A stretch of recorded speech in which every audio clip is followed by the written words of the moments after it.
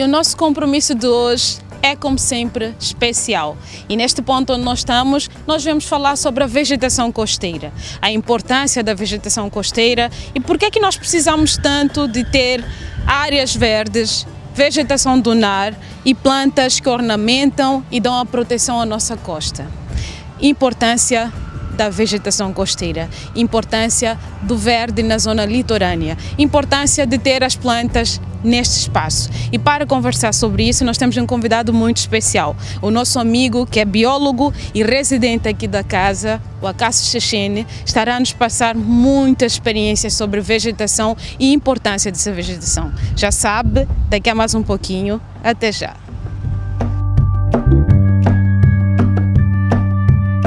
Vegetação costeira ou litorânea é uma formação presente nas terras baixas e planícies do litoral, constituída por variadas formas de vegetação.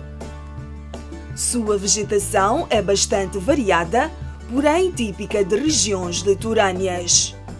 São regiões que abrigam os mangais ou manguezais e as restingas. Os mangais ou mangues apresentam, além das espécies vegetais, peixes, crustáceos, ostras, caranguejos e aves, como o pelicano.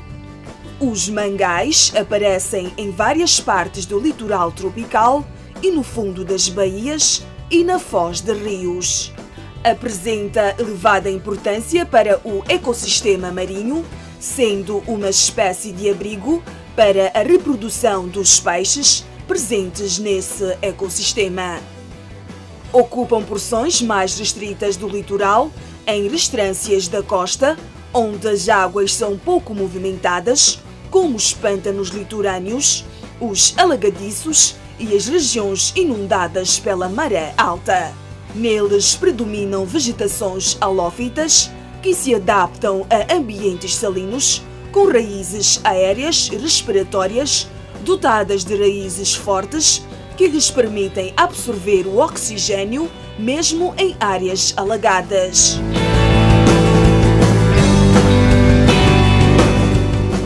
Alguns elementos que nós achamos que precisa conhecer para entender o tema. O glossário te ajuda a perceber esses elementos. Até já!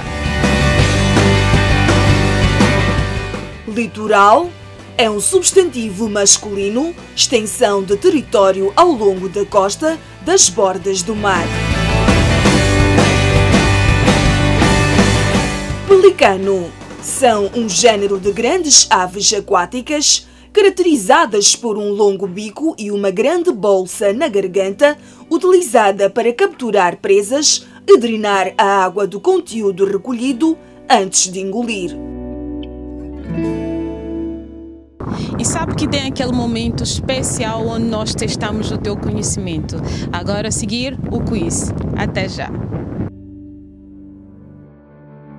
Você sabia que nos mangais predominam vegetações halófitas, ou seja, que se adaptam a ambientes salinos, com raízes aéreas respiratórias, dotadas de raízes fortes, que lhes permitem absorver o oxigênio, mesmo em áreas alagadas?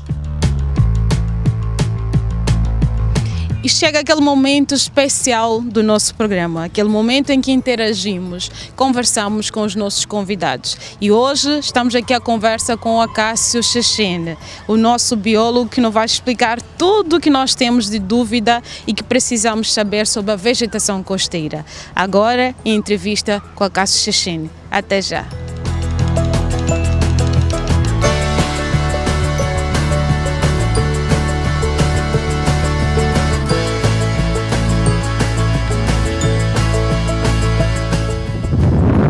Falar de vegetação costeira, sabe para que serve? A importância desse tipo de vegetação nas dunas, na nossa orla marítima. Já ouviu falar sobre isso? E é justamente para conversar acerca deste tema, para percebermos exatamente a importância da vegetação costeira, que nós estamos aqui à conversa com alguém que conhece muito sobre isso. É biólogo, é nosso amigo de longa data, já esteve connosco em vários programas aqui, a passar-nos várias experiências, aprendizado e conhecimento. Estou a falar do Acácio Chechene, que é biólogo, experiência e entende perfeitamente esta matéria. Nós vamos explorar um pouquinho conhecimentos que ele tem sobre vegetação costeira e sobre a importância desse tipo de vegetação. Mas antes disso, eu queria chamar a atenção a um ponto onde nós estamos, que é a praia, mesmo próximo ao Radisson Blu, que vocês conseguem perceber que temos 2 tipos ou 3 tipos de vegetação. Esta nativa que está aqui, a minha atrás, que vocês conseguem perceber que temos muito pela orla marítima, mas uma coisa que chama muito mais atenção, além deste tipo de vegetação, é a quantidade que nós temos aqui de cascas de lenho que vão sendo despejadas nesse ponto e vários outros pontos pela praia, pela orla marítima, que eu gostava de chamar a atenção em relação à gestão deste tipo de resíduos. Além de vários outros tipos de resíduos que nós temos aqui, mas que não é o nosso foco, voltamos agora para a questão que nos trouxe aqui. A vegetação costeira e a importância. Vamos começar por cumprimentar o nosso convidado especial, nosso querido amigo de casa, que é o Acácio Chechene, e saber como é que está, como é que entrou para 2021, como é que pretende que este ano seja para si. Olá, Regina. Olá, telespectadores.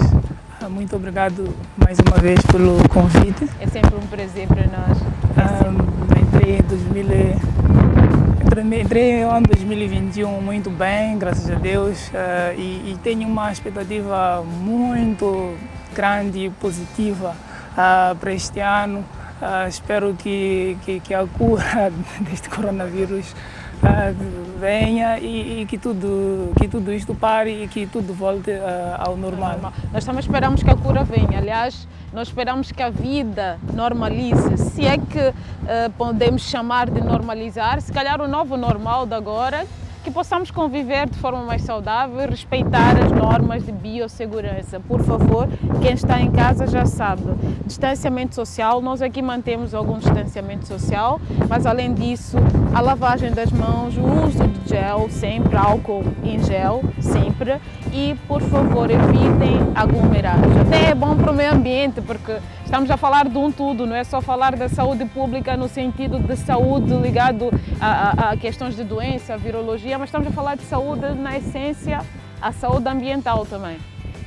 E eu percebi que o Acácio esteve em formação e esteve na Gorongosa. Claramente, sendo biólogo, tem de passar pela formação e principalmente na Gorongosa. Conta-nos um pouquinho dessa experiência, mesmo para início de conversa. Bem, é uma experiência única estar em Gorongosa, é uma experiência fantástica. Estou lá em formação a fazer o mestrado em Biologia de Conservação. É o único mestrado que ocorre no mundo, num parque nacional, é um privilégio inestimável e é um curso que é sua segunda edição e até agora só moçambicanos foram formados. É um privilégio inestimável e estou muito feliz em estar lá e estou a aprender bastante questões de conservação e do meio ambiente. Olha, nós também estamos felizes, até porque não só teremos o biólogo que nós já conhecíamos, mas vai estar cada vez mais especializado para estar a conversar connosco e claro que nós não vamos deixá-lo sair do nosso programa de forma alguma, porque nós precisamos desta experiência. Mas vamos exatamente à questão da vegetação costeira. Primeiro, o que é que nós estamos exatamente a dizer quando falamos de vegetação costeira? Bem, quando nós falamos de vegetação costeira, falamos da vegetação que ocorre ao longo da nossa costa. A costa moçambicana tem cerca de 2.500 quilômetros e nessa vasta extensão temos várias regiões fitogeográficas que são conhecidas como parte da vegetação costeira. Falo da região fitogeográfica do mosaico de Zanzibar e Inhambane, que parte desde o rio Rovuma até o norte do Limpopo. Falo da segunda região, que é do Limpopo até a África do Sul, que é a Tongolândia e Pondolândia, e a terceira região, que é chamada da região de Maputalândia, que essas regiões albergam várias espécies endêmicas costeiras que temos aqui no nosso país. Indo concretamente à pergunta, a vegetação costeira é a vegetação que cresce ao longo mesmo da região costeira. Que é mais ou menos na orla marítima? Não só na orla marítima, a cerca de mais de 50 quilômetros inland, nós ainda podemos chamar de vegetação costeira. Vamos pedir para traduzir inland para o interior da então, é toda a vegetação ou tudo que nós vemos ou seja, na linha, depois da linha do mar, nas dunas e para fora. Sim. Certo. Acho que agora nós os leigos, entre aspas, já percebemos o conceito. E para que servem, qual a importância, na essência, de ter a orla coberta de vegetação? Primeiro, previne a erosão. Falo de um dos bens ecossistêmicos para nós. E segundo, alberga muita biodiversidade. Várias espécies de animais ocorrem na vegetação costeira. Até mesmo nessa vegetação pioneira nós podemos encontrar alguns coleópteros, podemos encontrar alguns anfíbios, répteis que ocorrem nessa região da vegetação dunar e também caranguejos ocorrem nessa região, as tartarugas nidificam aqui e nós sabemos o seu valor carismático que tem. Os biólogos falam uma língua muito específica de biólogos e nós outros não percebemos muito bem. Quando nós falamos de vegetação primária, para quem está lá em casa, o que é que nós, na essência, estamos a tentar dizer? Será que existe alguma vegetação secundária? Será que existe terciária? E qual a diferença entre estas vegetações? Quando falamos da vegetação primária e secundária, geralmente a vegetação primária é a que dá a sucessão que faz com que a vegetação secundária exista. É a vegetação pioneira. Quando é algo pioneiro, é o primeiro a existir. É automaticamente a nativa ou não tem nenhuma relação? Porque uma coisa, se calhar, pode ser a vegetação inicial primária, que não seja nativa. Sim, algumas espécies exóticas podem desempenhar essa função de vegetação primária. Né? Não é necessariamente que seja uma vegetação nativa. Então, como eu ia explicando, a vegetação primária geralmente são plantas que conseguem viver em ambientes adversos com baixa concentração de nutrientes, então vão acumulando esses nutrientes, tem adaptações para tal, tem raízes tuberosas, folhas que não deixam perder muita água, toleram a salinidade e com o passar do tempo essa vegetação vai criando condições para que tenha uma vegetação secundária, uma vegetação que vem depois da primária, claramente. Agora nós conseguimos perceber. Eu vou só tentar puxar um pouquinho o nosso câmera para cá e nos baixarmos para percebermos exatamente o que é que nós estamos aqui a falar, o tipo de planta que nós temos aqui. Acácio, o que nós temos aqui, esta é a vegetação nativa? Sim, esta é a vegetação nativa. Esta planta chama-se Ipomoea pes caprae, ocorre quase em toda a extensão do país. A vegetação típica dessas zonas, como podemos ver até alguns insetos a sobrevoarem. Isto é uma espécie de trepadeira, é isso? E como é que ela, por ser nativa, ela nasce sozinha? Qual o processo normal para que tenha este tipo de vegetação?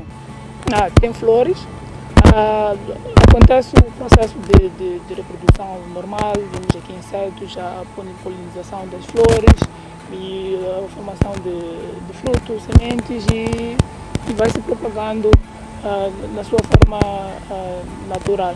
Esta espécie ocorre em todo o país. É tipicamente africana, moçambicana ou também acontece pelo mundo afora? Creio que nas outras partes do mundo, creio que tenham outras espécies que fazem, que desempenham o mesmo papel. Sim, essas são típicas das dunas. E elas protegem. O que nós queremos perceber é, se nós temos este tipo de vegetação neste ponto, isto quer dizer que a terra que está aqui não vai ceder para o mar. Ela protege, por exemplo, se nós temos esta, e nós estamos a ver a diferença aqui, nós temos este tipo de vegetação e temos aquela que parece capim, eu não sei se realmente é capim, e temos uma outra que vai nascendo ali com uma outra característica. Será que cada uma dessas desempenha a sua própria função e elas podem coabitar e ser positivo para uma duna, para percebermos exatamente a importância de cada uma destas? Nós vamos nos levantar um pouquinho para percebermos melhor a diferença de vegetação que nós temos aqui do outro ponto e também porque, infelizmente, aqui há muito lixo e cheira muito mal. Só para verem a nossa ação e a consequência desta ação, porque de certeza que também este cheiro, esta urina está a matar um pouco dessa vegetação, não é? Pois, está a matar, isso é muito prejudicial. Eu digo que essa vegetação aqui está a sobreviver. Podemos ver construções aqui ao nosso redor. Este muro está quase a ceder e essa terra está muito transformada, né? Vemos entulhos. Nós conseguimos perceber aqui neste ponto que isto se tornou um urinório praticamente. As pessoas vêm cá para fazer xixi, para fazer outras necessidades e não se dão conta que vão matando um pouco da vegetação que sobrou aqui, que é muito importante pelo que nós estivemos aqui a conversar e a perceber. Mas exatamente, e nós percebemos aqui que nós temos este tipo de vegetação, esta planta em específico, e do outro lado, até a coabitar, a conviver, nós temos a relva ou o capim, não sei ao certo.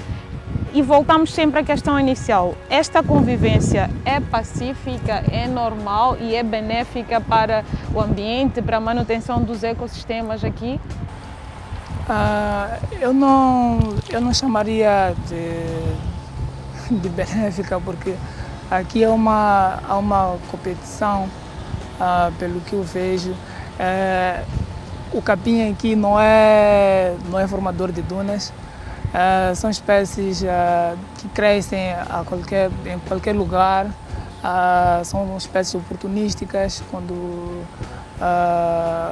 em qualquer ambiente elas crescem e creio que não seja muito benéfica, e não só também pela própria paisagem, não traz uma beleza muito boa para a região.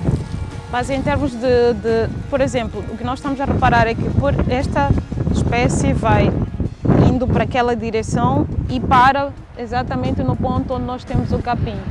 É porque o capim impede que ela possa se alastrar. Em condições normais ela estaria mais para lá, para fora, ou é mesmo pelo tipo de plantas?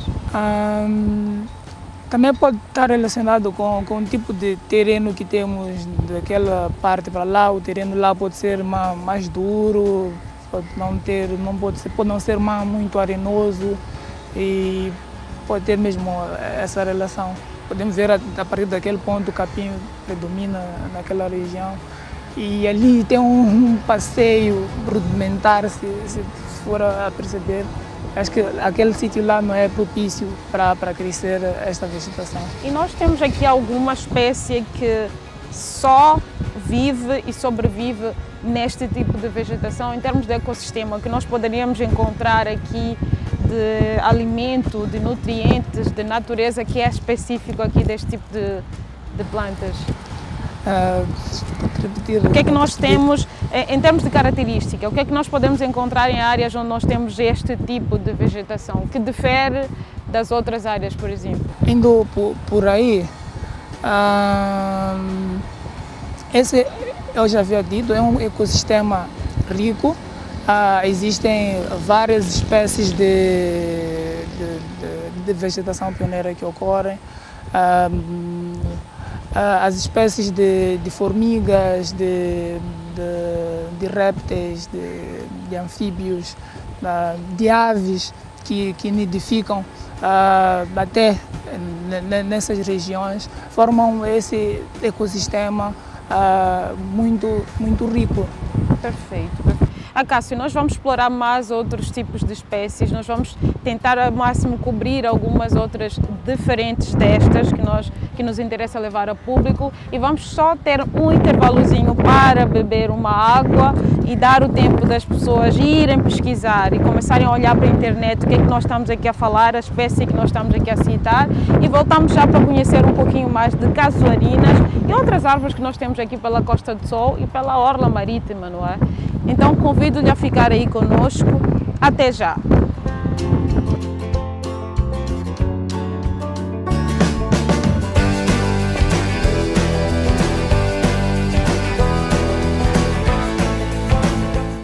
Quando falamos da importância da vegetação costeira, uma coisa que nos chama muita atenção é a sombra. E nós vemos aqui esta sombra fantástica das casuarinas. Mas será que nós estamos em sede da vegetação costeira? Será que ela não se resume só em dunas? E para percebermos essa diferença principalmente, nós temos aqui claramente o nosso convidado, que é o Acácio Chechene, que é o biólogo, que nos vai explicar primeiro árvores, casuarinas, coqueiros. Nós vemos diferentes espécies de plantas na zona costeira.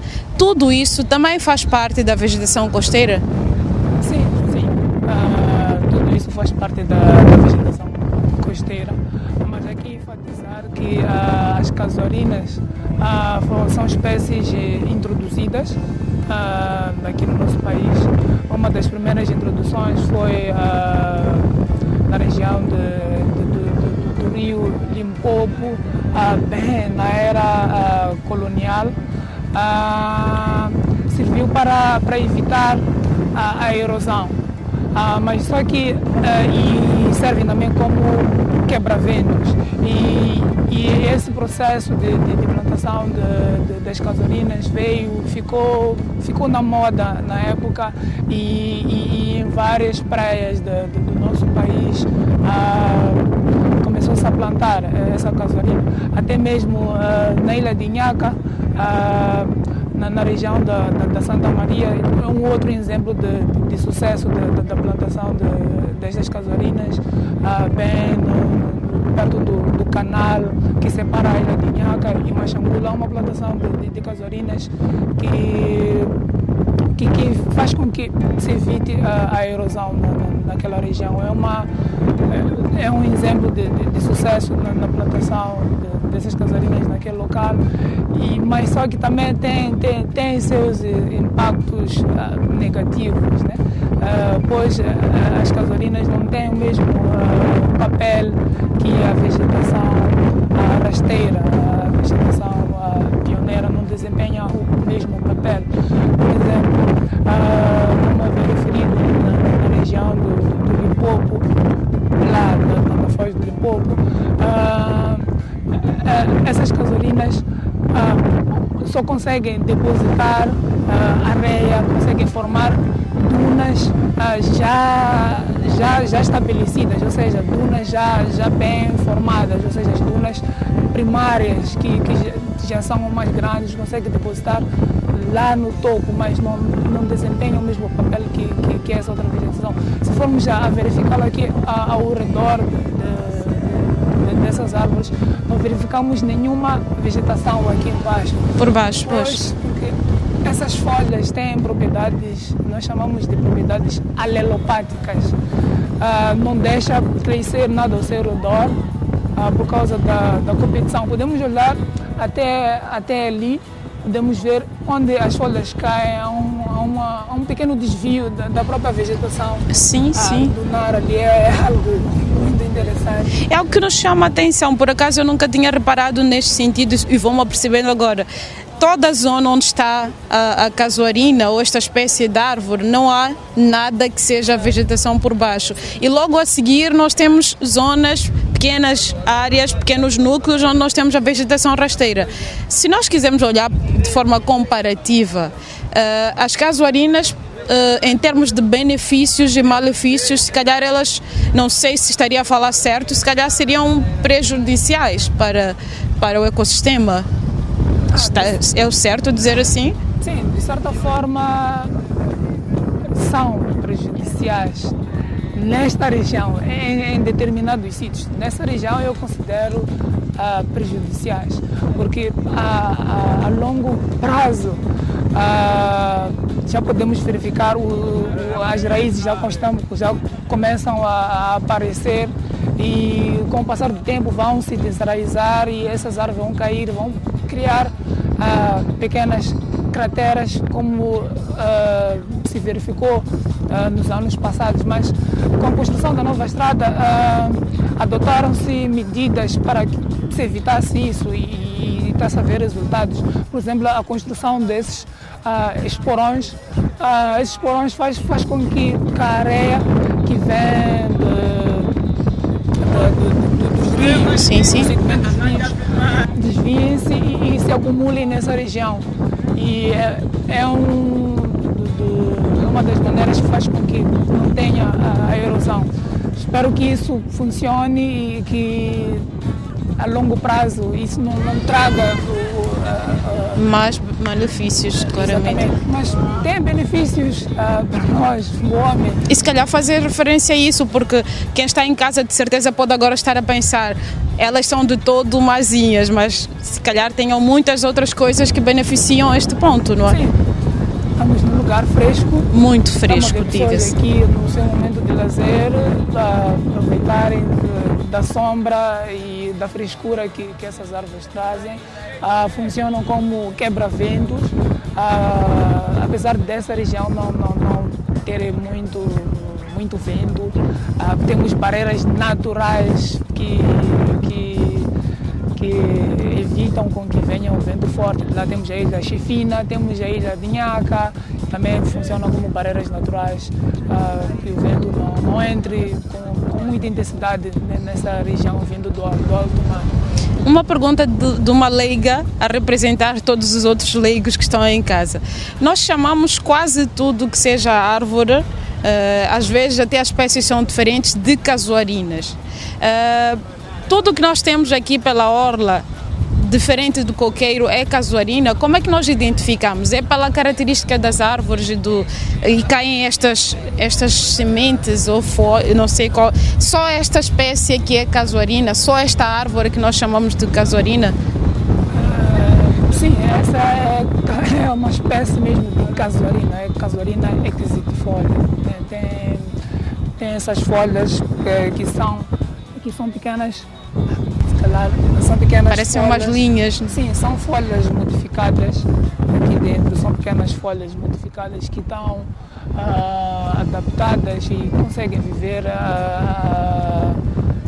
nessas condições, que perdem pouca água, e essas são os seus frutos. Né? E esses são os frutos? Sim, essas são frutos, chamamos de frutos falsos. Frutos falsos. E tem alguma importância em termos de ambiente, de ecossistemas? O que é que nós, por exemplo, com os frutos, elas servem de alguma coisa, se não para a sombra, para ser esta barreira do vento? O que é que ela traz de benefício para humanos ou para espécies de pássaros? O que é que ela tem de benefício nesse sentido? Se formos a verificar ao redor, não vemos casuarinas jovens. Essas estão aqui estabelecidas já há muito tempo e a maioria das casuarinas são introduzidas. Então quer dizer que não há nenhum processo de crescimento natural. Em termos ecológicos, não traz nada. Eu começo a desgostar delas, começo a achar elas não tão importantes quanto as outras árvores. Por exemplo, se nós substituíssemos estas espécies que estão aqui, as casuarinas, por coqueiros ou por qualquer outra espécie que desse fruto, sombra, isto seria benéfico para este ponto? Seria benéfico para a vegetação costeira, para o mar? Será que não seria prejudicial também? Como é que nós faríamos uma combinação para ser cada vez mais positivo para o ambiente? Bem, pode-se colocar outro tipo de espécies aqui. As casuarinas não são num todo tão más. Eu acredito que tem algumas espécies de aves que vivem lá, que às vezes podem descansar nesses sítios. E até as próprias sementes aqui podem servir como ornamentação. Pode-se usar para outros fins, pode-se utilizar isso para outros fins. Pois, elas não são de todo más, né? Há benefícios. E como é que nós podemos manter elas? Por exemplo, fez referência ao fato das raízes estarem todas praticamente de fora. E esta tendência nós vemos não só aqui no sul do país, em Maputo, mas por toda a zona costeira. Pabeira também é uma característica que nós percebemos. Todas as casuarinas, a parte das raízes estão expostas. Isso, se calhar, também dê menos vida à própria casuarina. O que é que se pode fazer para reverter este cenário, para poupar as raízes e fazê-las ficar mais tempo? Bem, eu sou da opinião que se optasse por colocar a vegetação pioneira, rasteira, porque a longo prazo essas plantas caem e criam crateras. E sou da opinião que se reabilitassem que a vegetação pioneira, que se criassem cercas, criassem zonas, que criasse um zoneamento dessa vegetação pioneira, sítios específicos para que as pessoas não possam pisar, que as pessoas não possam maltratar, que tivessem mesmo essa alternativa, ao invés de se plantar as casuarinas. Existem para sítios específicos, mas para algumas praias, a longo prazo, criam-nos dores de cabeça. Olhando para o contexto no geral, se calhar no passado tenha sido esta a única alternativa encontrada para a proteção da zona costeira. E acredito também que seja associada à questão da sombra. As outras árvores, será que elas sobreviveriam a um espaço, à salinidade, por exemplo, as dunas, a areia? Por exemplo, vamos pensar numa mangueira. De certeza que não seria ideal para este ponto. Claro. E o coqueiro que nós estamos a colocar aqui como alternativa talvez não desse tanta sombra quanto as casuarinas. Como é que nós encontramos um meio termo, até para pensar em áreas que estão completamente desnudadas pela orla, que não tem nenhuma árvore, e nós pensarmos em alguma coisa que nós vamos colocar naquele ponto que não seja uma casuarina, que não seja um coqueiro, mas que dê para ter sombra e ao mesmo tempo beneficiar a natureza, o meio ambiente, as espécies marinhas? Bem, isso seria uma utopia mesmo, quero optar por esse caminho, pois a vegetação costeira, partindo mesmo a partir da vegetação pioneira, depois da vegetação pioneira, as dunas vão crescendo e com um padrão de sucessão, né?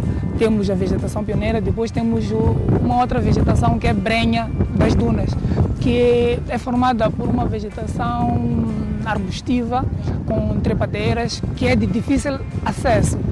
E depois disso é que já temos uma mata com árvores já bem estabelecidas, que é já muito longe da costa. Então, isso respeita um padrão de zoneamento muito estrito e que as árvores grandes não poderiam sobreviver neste ambiente que é adverso para elas. Existem locais que a orla, que não tem assim dunas, não tem essa vegetação pioneira que logo depois da linha de Maré Alta encontramos, de Maré Alta encontramos árvores e sombras. Isso tem a ver mais com topografia, com questões de solos e etc. E estas árvores servem, por exemplo, se uma dessas árvores, por falta de manutenção, acaba morrendo, servem para alguma outra coisa? É possível usar como lenha? E se calhar até lembrando que há alguns pontos do país, da zona costeira, em que as árvores são cortadas. Para qual finalidade? E ao mesmo tempo chamando a atenção a quem está lá em casa sobre a importância de ter este tipo de vegetação e não cortar, principalmente nos espaços públicos. A questão da abate de árvores é uma questão que deixa a desejar muito no nosso país.